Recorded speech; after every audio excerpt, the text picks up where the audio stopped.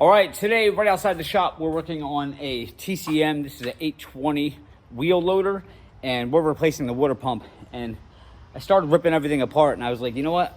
I don't think I have any videos doing a water pump on this. Maybe I do. But so what I did was I set everything back up real fast and said, you know what? Let me do a video real fast. So I'm kind of into it already, but I'll try to walk you through it in case you're doing a water pump on your wheel loader. And there's my machine right there. And let's hop up here. This is the Isuzu Diesel engine, the 4BC2 model. Now, looking down here, and hopefully you're at least knowledgeable to know where your water pump is. It's usually always connected to your fan. This did have this guard on here in the front. Okay, so the first thing you're probably gonna do is on each side of this guard, there's a bolt there, and you'll have two on this side. We'll call this the driver's side. There was two, and there was only one on that side. You're gonna wanna lift that up out of the way. Okay. Then you got another, like you got the big shroud here, which is gonna be, and I already took the bolts out. Remember, I set this back in just to show you, but there was a bolt there, and you'll see the other bolt hole down the bottom. Now, the one side of this was a 9/16, the other side was a 15 millimeter to take them out. And you have very little quarters here to turn. So I had a ratchet drive on there, and then I got a long leverage bar. And I was able to just get like 2 inches of crank in there to loosen the bolt. And then I was able to get wrenches on there and take it off the rest of the way. On the other side, this side's a little bit tighter on this shroud, because underneath of this core here, it's like the bolt is like hidden right behind it. I don't know if you can see the hole for it back there. And then there's the other one down the bottom. So there's two on this side also. Once you loosen all 4 of them, you'll be able to slide this whole shroud up over the fan. And the reason you need to do that is because there's 4 bolts on the front of that fan that need to come off. Now that fan is just resting there right now, so let me do this really carefully. So assuming you got all your shroud stuff loose already, this fan's probably gonna drop down on me. Well, you know what? Let me just pull the fan out of here for a second. Well, we'll set it down. Let's assume the fan is still locked up and still bolted on there. So you got this hose here. You're gonna wanna pull this hose off, take it out of the channel here. And then there's a upper radiator hose that was here. Okay, that's gonna have to come off. This was just a 10 millimeter or a Phillips head. Take that off so that your shroud is able to move without hitting anything. I'll get this little hose off of there. See what I mean? You can get your shroud to move all the way up now. All right, so here's my fan.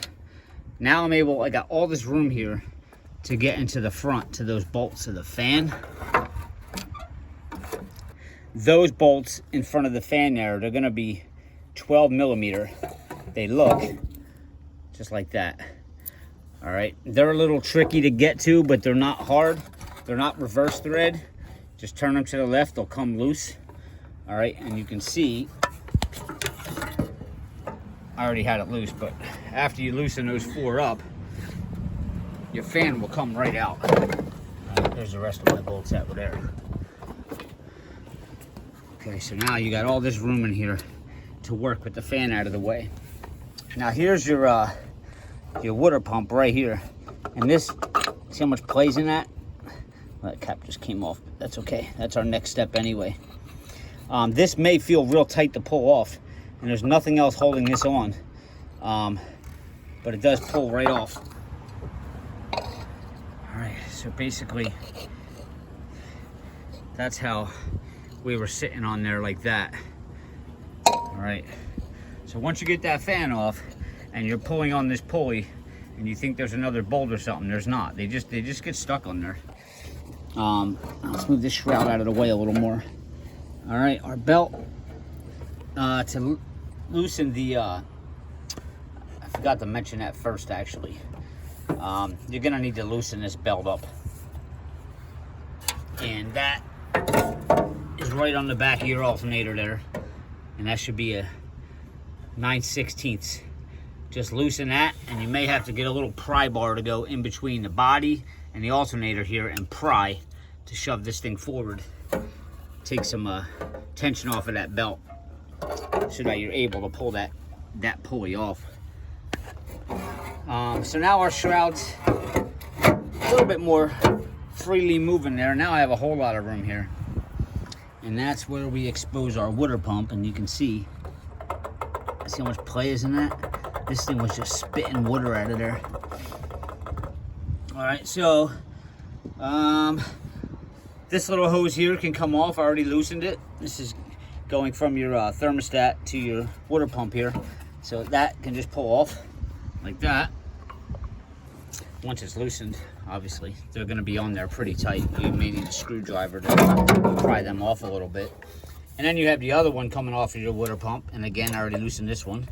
Pull that, you're gonna have a lot of antifreeze coming out. So have a catch bucket ready. And we are completely exposed now to the water pump. We're gonna have a bolt at the top, and then right below it, there's gonna be another one there. We'll come around to the other side, and we're gonna have one right down there at the bottom. These are all really accessible. And we're gonna have another one up there at the top. And that's where I'm up to now before I decided to start doing this video. So I'm gonna go ahead and take those 4 bolts out, and then we're gonna jump back in. There we go. Now the right side, where that thermostat neck is, you can see this bolt is a lot smaller than the other ones, so keep that separated. All right, those two came off on the left side. This one came off the right side. That was our bottom bolt. And that very bottom bolt, you can see it's not quite as long as the other ones we took out, and it's not as short as this one. It's a little bit longer than that one. So those are things you want to keep in mind when you're taking these machines apart, because they're that length for a reason. Don't put it back together right, you're gonna have problems. Now it's time to shake and rattle and make a mess. We're gonna try to jiggle this water pump loose here, and we're gonna lose some antifreeze. Here it comes. And be very careful, because these things aren't light, and you don't want to drop this on your radiator. There it is. That's the water pump.